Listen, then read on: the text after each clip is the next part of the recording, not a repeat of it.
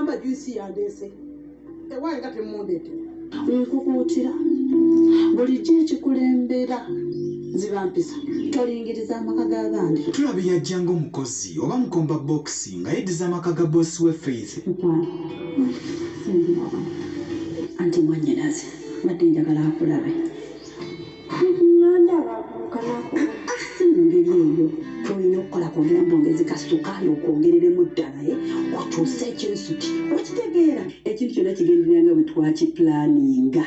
Ono omwana omuwala alina otuzaalira omusika guno bukazi bufulume ennyumba kama mbaya mumbaya nasinga nakitewolera ki maama nga mpulira nnemereddwa ani mukazi mugumiikiriza maama naye ebintu biganye. Kale nno ng'omuganda bwe yalugera nti kamukago okalya eddakaddadda ejjo by'oliddira mu mutwe. Faith teyakowa kusaba.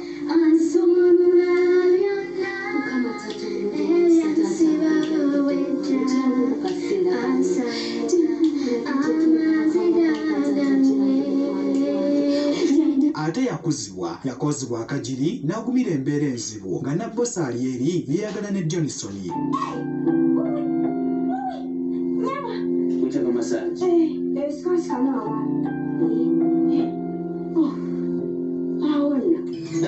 Siko wabitandise.